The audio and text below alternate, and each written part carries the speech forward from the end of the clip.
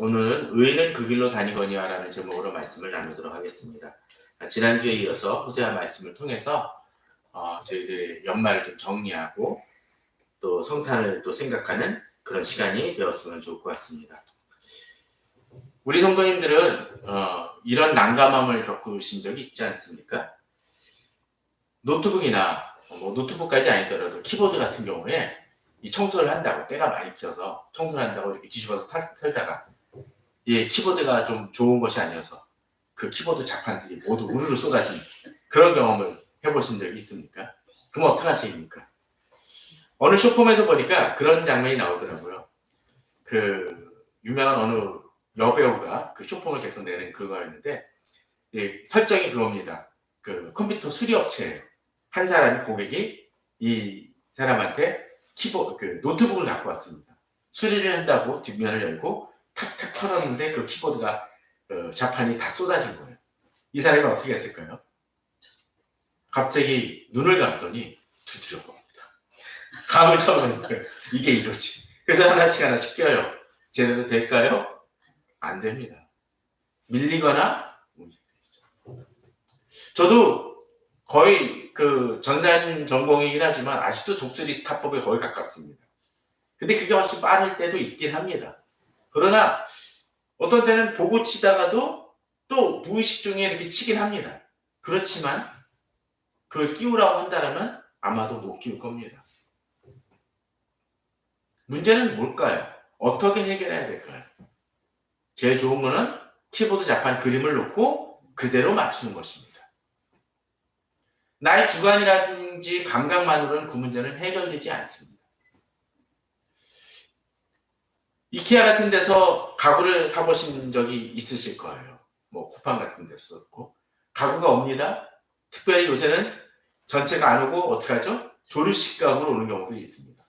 감으로 조립하는 사람들 같은 경우에 보면 가끔씩 나사가 몇 개 모자라거나 남는 경우들이 있습니다.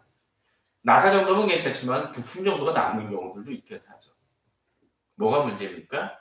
자기 감각이나 그걸로는 해결이 안 난다는 것입니다. 우리 연말을 돌아보면서 특별히 이 연말 즈음에는 그저 지금까지 해왔던 것을 멈추고 지금 내가 잘 달려왔는지 한번 점검해 보는 것도 중요할 것 같습니다. 그러면 그럴 때 어떻게 해야 됩니까? 지금까지 달려온 것들이 내가 제대로 달려왔는지, 목표는 제대로 됐는지, 또 원칙이나 그 기준들은 제대로 됐는지 우리가 돌아봐야 될 이유가 바로 하나님의 말씀과 그 기준 속에서 살아가야 됩니다. 회사는 사교를 통해서 그런 것들을 점검을 합니다. 어떤 문제가 발생되면 그걸 합니다. 또는 비전, 사명선언문 같은 것을 통해서 바라보기도 합니다. 가정 같은 경우는 가언을 통해서 그것을 돌아볼 수도 있을 것입니다. 국가는 헌법을 통해서도 그런 것들을 행하게 됩니다. 세상은 그렇게 한다 할지라도 우리 그리스도인은 어떻게 해야 될까요? 하나님의 말씀을 통해서 내가 제대로 돌아왔는지 제대로 가고 있는지를 돌아봐야 될 것입니다. 특별히 호세아는 그러합니다. 호세아는 그 서에서는 이스라엘의 타락한 모습을 통해서 이 부분을 점검합니다. 사실 이스라엘 요새 큐티 본문인 아모스라든지 호세아 본문을 보게 되면 그 나라들의 경제가 그렇게 나빴던 것은 아닙니다. 사회적으로는 그렇게 문제 생긴 것 같이 아니 보일 수도 있었습니다. 그러나 그런 상황이라 할지라도 실질적으로는 많은 문제와 붕괴 직전의 사회일 수 있습니다. 이미 그것을 기억하지 못하는 분들이 이 젊은 세대는 있을 수 있겠지만 제 나이 또래 분들은 어떻습니까? IMF 때 대통령이나 경제 관료는 계속 그랬습니다. 경제 지표 나쁘지 않다. 왜 안 보이고 나쁘지 않다고 했습니다. 그러나 그리고 얼마 안 있었고 위기는 닥쳤었고 나라는 파산 지경에 이르렀습니다. 우리들의 삶이 그럴 수 있습니다. 괜찮아 보이는 것 같지만 아닐 수 있습니다.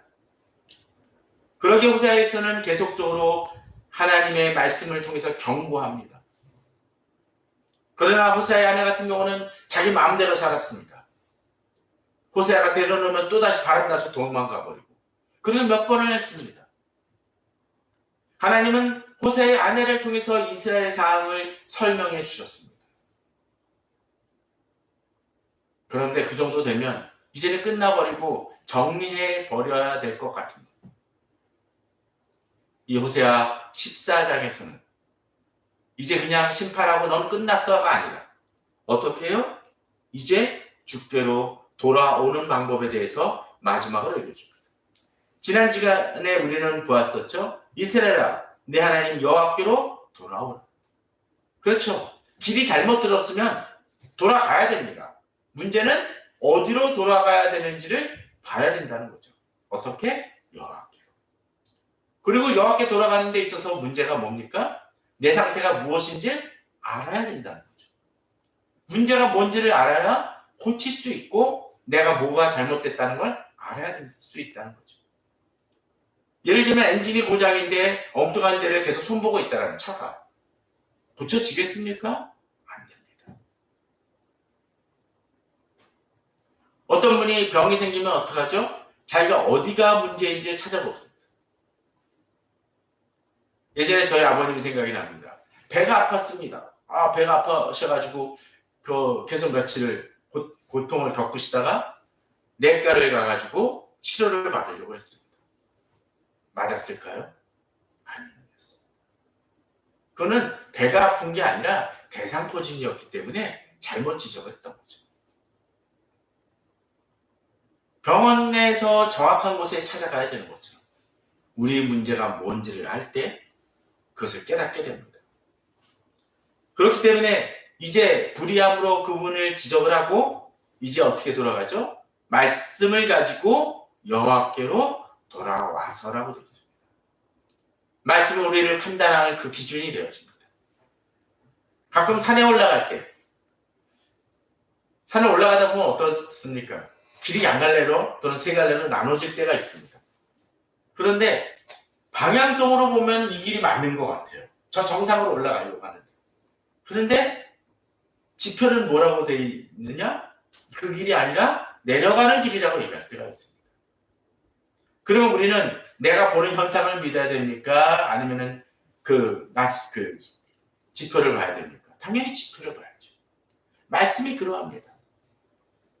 사람들은 종종 얘기합니다. 상담하다 보면 나는 그렇게 생각하지 않아. 아니, 하나님 말씀이 이렇게 되어 있는데 나는 그렇게 생각하지 않아. 물론 하나님의 말씀을 너무나 문자적으로 보고 부분적으로 보아서 문제가 일으키는 경우가 있죠.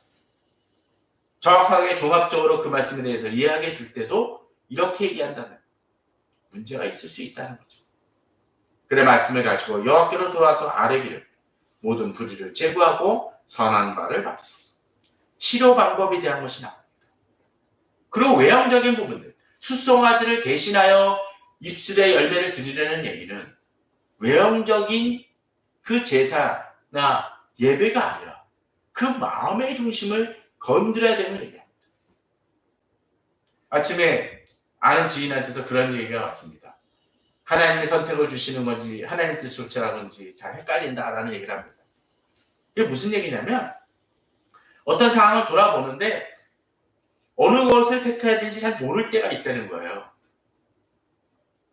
그런데 그 상황 속에서 그냥 하나님 뜻을 막 붙들고 집중을 해야 되는지 아니면 이게 어느 것을 옳은지 내가 그냥 선택해야 되는지 잘 모르겠다고 얘기를 하는데 제가 그런 얘기를 했습니다.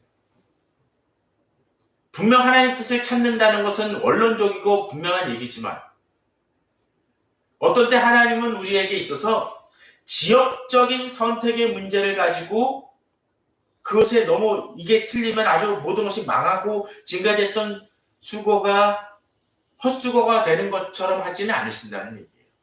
예를 들면 그겁니다. 우리 어떤 신발을 신을 때 결혼식장을 가본다고 칩시다. 그러면 결혼식을 갈 때 슬리퍼를 신고 가는 사람이 있겠습니까? 대부분 정장, 구두나 뭐 그런 걸 신고 갈 거 합니다. 요새는 뭐 좀 캐주얼해져서 운동화도 좀 아주 낡은 운동화 아니면 신는 경우도 있는지는 잘 모르겠지만 슬리퍼가 아니라 구두를 이제 신고 가는데 어느 사람이 왼쪽 구두를 먼저 신는 게 좋은가 오른쪽 구두를 먼저 신는 것 같고 고민하진 않습니다. 그렇지 않습니까? 그건 전혀 선택이에요. 그런데 중요한 건 뭡니까? 슬리퍼냐 구두냐는 구분을 해야죠. 그죠? 하나님의 뜻 안에 있고 하나님을 온전히 바라보는 사람에게 있어서 지금 지역적인 선택은 그렇게 나의 안에서 주님을 선택한다 할지라도 주님께서 이끌어 주실 것을 믿고 나간다는 것이죠.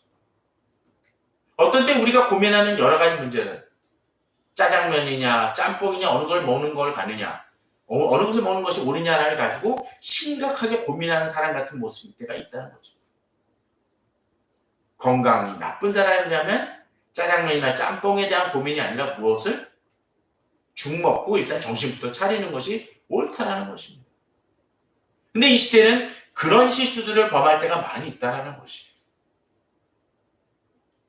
정말 중요한 부분들에 대해서는 내 마음대로 행동해 놓고서는 지역적인 문제에 대해서만 그런다는 거죠.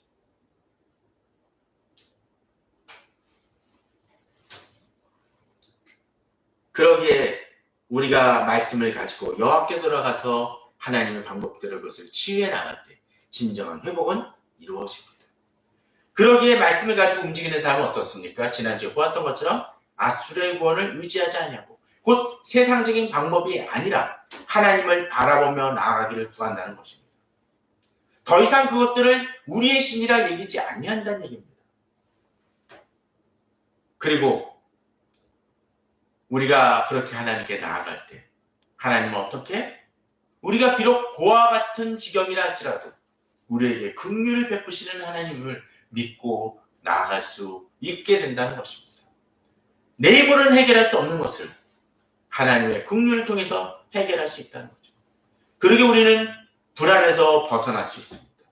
지금 내게 닥친 문제가 아무리 크다 할지라도 마치 고아가 이 이스라엘같이 험난한 그 세상 속에서 살아갈 때 자기가 살아갈 수 있는 방법이 없고 환경은 전혀 주어지지 않았다 할지라도 누군가 그에게 은혜를 베풀 때 그 고아가 희망을 얻고 살아갈 수 있는 것처럼 우리가 이겨낼 수 없는 문제에 부닥쳤다 할지라도 하나님이 나를 붙잡아 주시고 긍휼을 베푸실 것을 믿고 믿음으로 나아가야 된다는 것입니다. 자, 우리들의 자세가 이러하다라면 또 우리가 이렇게 하나님께 나아간다면 이제 우리에게 주어진 것이 또 하나 분명히 기억해야 될 것이 있습니다. 우리 마음이 그러하다면 그 다음 우리가 기대할 것이 뭘까요?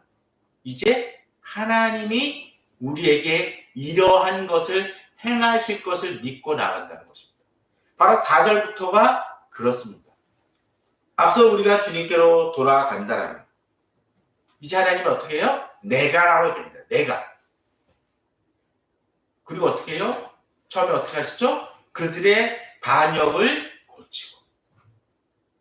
우리의 불의와 악을 하나님이 이제 우리 스스로 고치는 게 아니라 누가? 하나님이 고쳐주신다는 것입니다. 근데 하나님은 우리 죄악을 어느 정도까지 여기십니까? 반역이라고 얘기합니다. 일종의 왕이 있는데 구태타를 일으킨 겁니다. 그러할 때 어떡합니까? 우리나라 그 조선시대 보면 어떻게 했나요? 그런 사람들을 사형에 처하고 뭐 3종을 멸하고 그러지 않았습니까? 근데 우리가 하나님 앞에서 그런 모습이라는 거예요. 그런데 하나님의 기준에서라면 우리는 어떻게 해야 됩니까? 능지처참을 당하고 다 죽을 수밖에 없는 존재들이에요. 근데 하나님은 우리의 반역을 어떻게 행하신다고 얘기하십니까? 고치신다고 되어 있다는 것입니다. 그리고 자격 없는 자들을 어떻게 해요? 기쁘게 사랑하신다고 되어 있습니다. 하나님의 진노가 우리에게서 떠나갔다고 얘기하십니다. 그리스도인은 그 어느 세상 사람들보다도 뻔뻔한 사람들입니다. 가끔 그런 사람들 있죠? 자기가 잘못해놓고 당당한 사람들 있어요. 뻔뻔한 사람들 있어요. 그 사람들 보면 어떡합니까? 속이 뒤집히고 열불이 납니다. 어떻게? 내가 여러 가지 다 줬는데 그 내가 좀 은혜를 베풀어가지고 좀 더 하도 도와줬긴 했지만 이번만큼은 마지막으로 도와준다 생각을 했는데 뻔뻔하게 자기가 받을 돈이 있는 것이냐 요구하는 사람이 있다. 우리는 그 사람에 대해서 포기할 겁니다. 연을 끊어버리죠. 그래, 이번에 마지막에 냅다 받아라. 이제 너 이제 연락도 안 받는다. 손절한다라고 얘기할 것입니다. 그런데 우리가 하나님 앞에서 그럴 수 있다는 거예요. 왜? 하나님이 나를 사랑하시기 때문에. 우리가 실패하고 넘어졌음에도 불구하고 우리가 하나님께 나아갈 수 있는 이유가 바로 거기에 있다는 것입니다. 그런데 이제 하나님께서 우리들의 반역을 고치시고 하나님의 진노가 떠나갔지만 거기서 멈추지 않게 됩니다.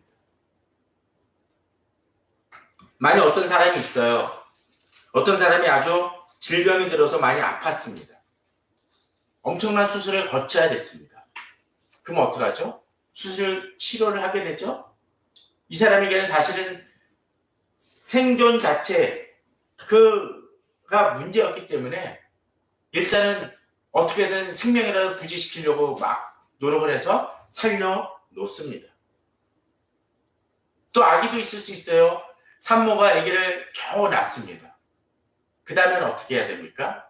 이제 옛날 불렀던 그 유명한 그 노래처럼 네 인생은 너의 거, 네 인생은 너의 거라고 내버려 둡니까? 환자는 어떻게 될까요? 버틸 수 없습니다. 콧줄을 껴주고 뭐 오줌 그 소변줄을 껴주고 해가지고 지탱해주고 또 산소라도 제공을 해줘야 되는데 그러지 않고 이 환자를 끝났고 병실이 꽉 찼으니까 바깥에서 대기하십시오 하고서는 병원 주차장으로 내보낸다. 그 영하 한 10도쯤 된다라면 이 사람 살 수 있을까요? 애기도 마찬가지죠.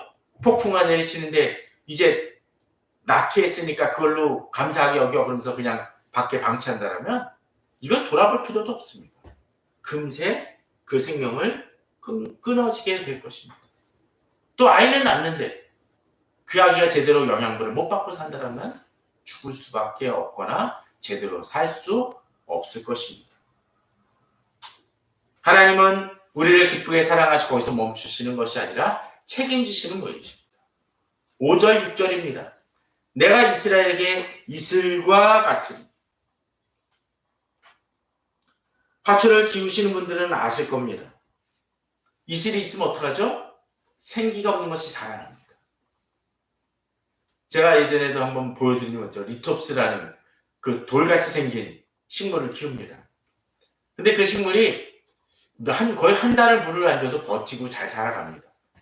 뭐 자라나는 표는 별로 안 나지만.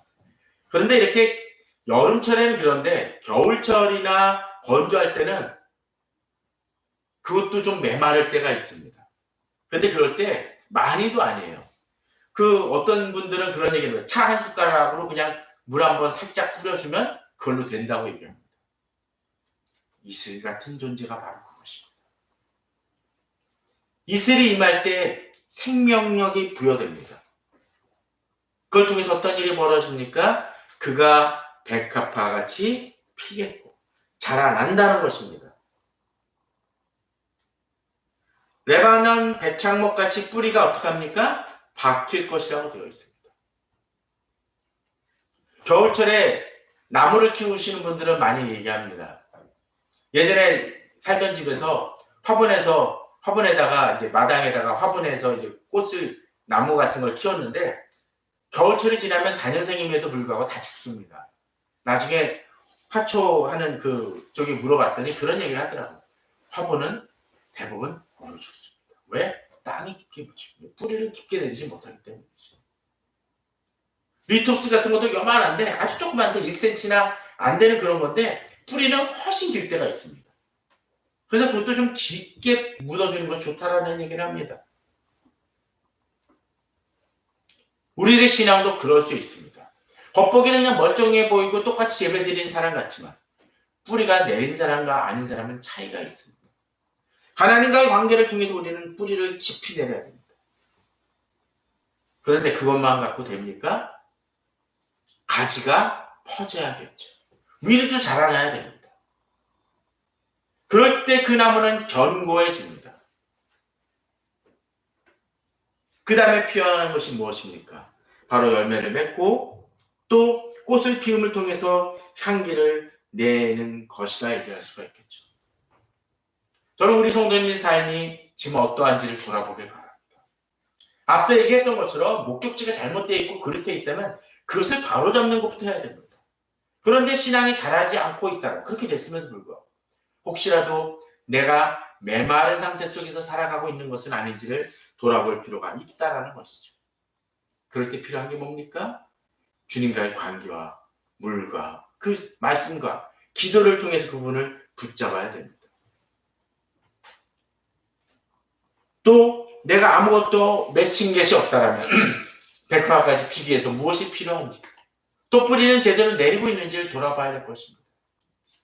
이 시장국교의 문제는 바로 그런 것인 것 같습니다.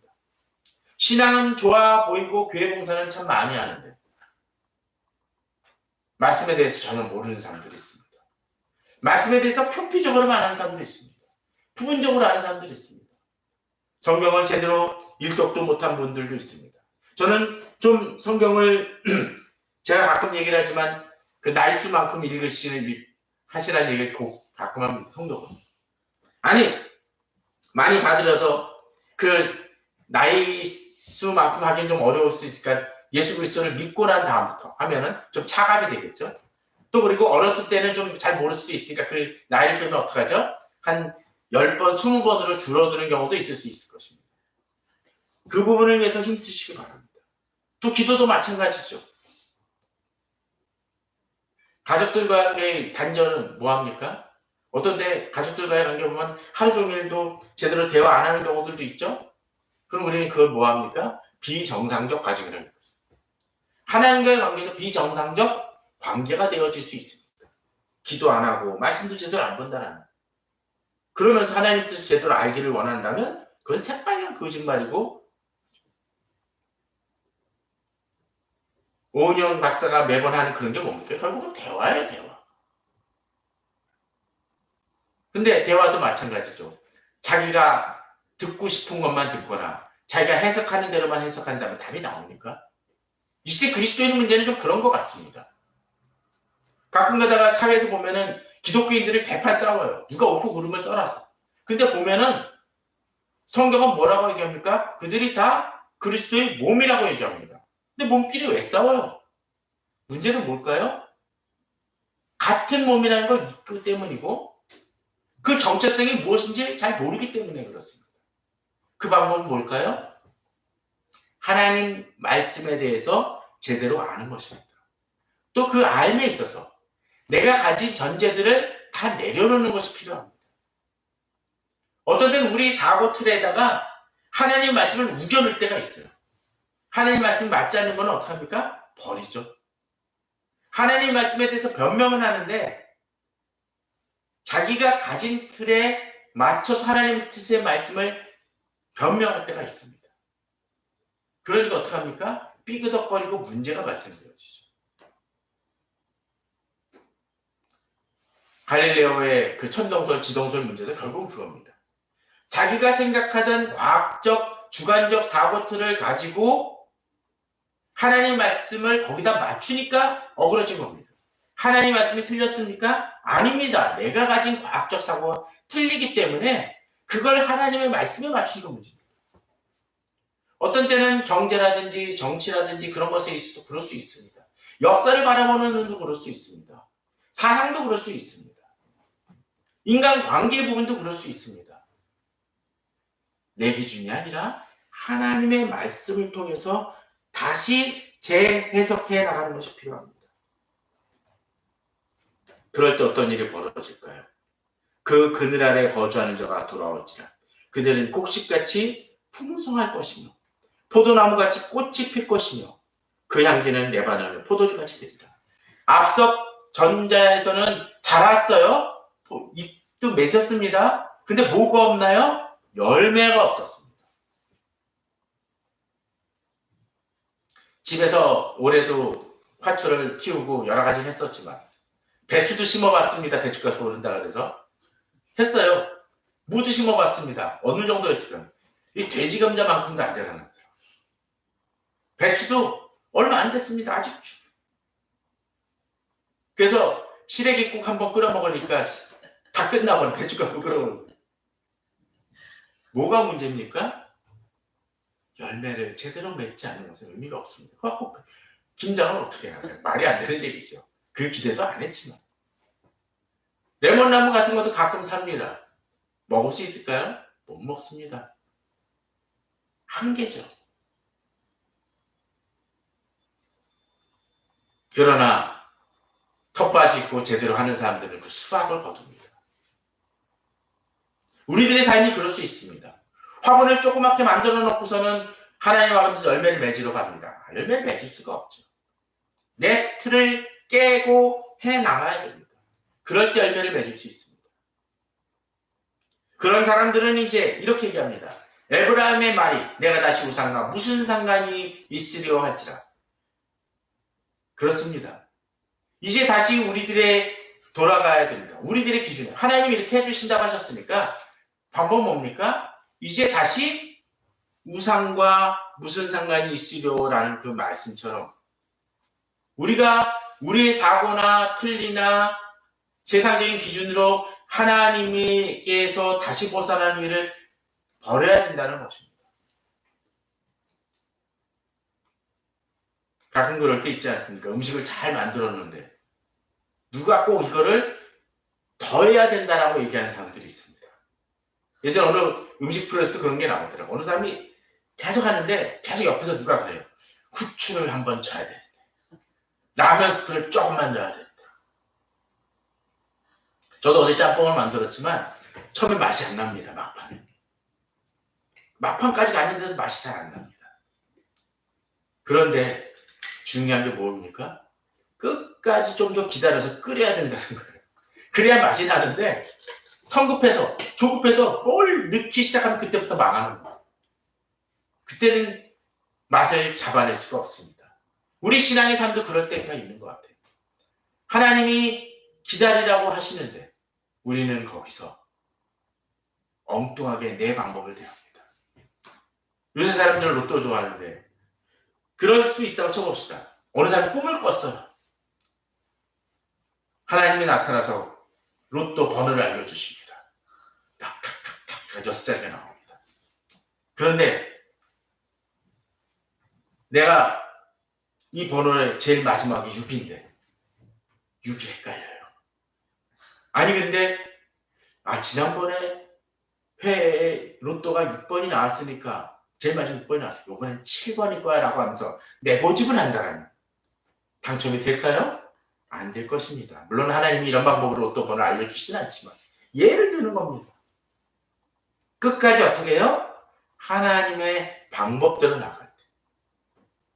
하나님의 방법은 너무 하니까 계좌번호를 얘기할 때죠. 돈을 청구를 할 때 비번이 예를 들자면 1, 2, 3, 4, 5, 6인데 야, 네 마지막 번호가 마음에 안 들어. 난 1, 2, 3, 4, 5, 7로 할 거야 라고 한다면 은행에서 돈을 줄까요? 주지 않을 겁니다.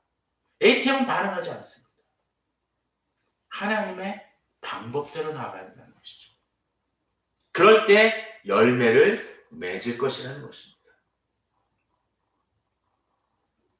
내가 지금 어디에 있는지를 돌아보며 내가 제대로 가고 있는지를 돌아보며 하나님의 방법대로 돌아가고 있는지를 봐야 될 것입니다. 이제 말씀을 맺으며 이런 구절을 마지막 구절을 보겠습니다. 누가 지혜가 있어 이런 일을 깨달으며 누가 총명이 있어 이런 일을 알겠느냐. 우리는 우리 지혜로서 모든 것을 행하려고 합니다. 다음 주가 어떤 주입니까? 성탄주일이라고 했습니다. 성탄주일이 왜 필요할까요? 아기 예수가 왜 오셔야만 됐을까요?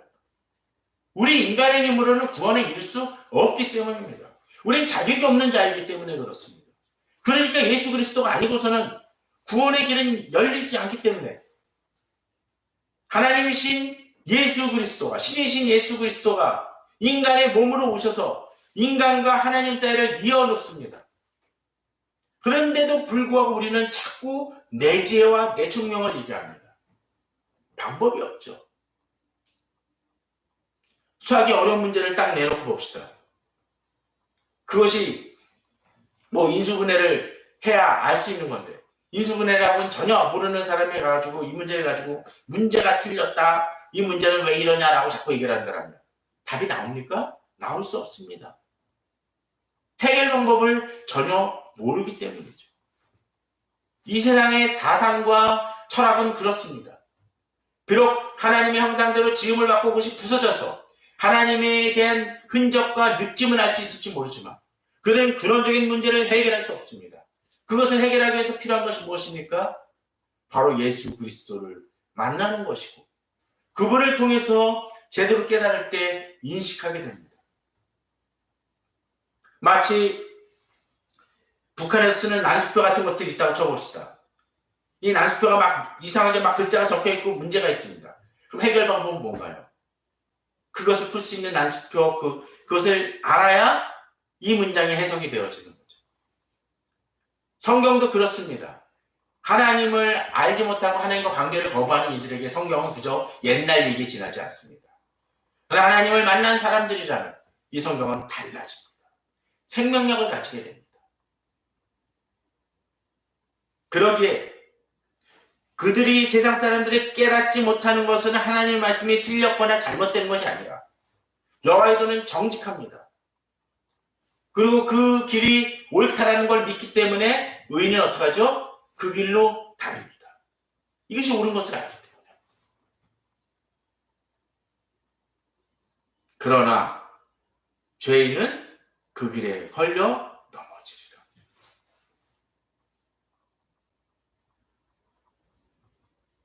어느 건물에 들어가기 위해서는 출입증이 있어야 들어갈 수 있습니다.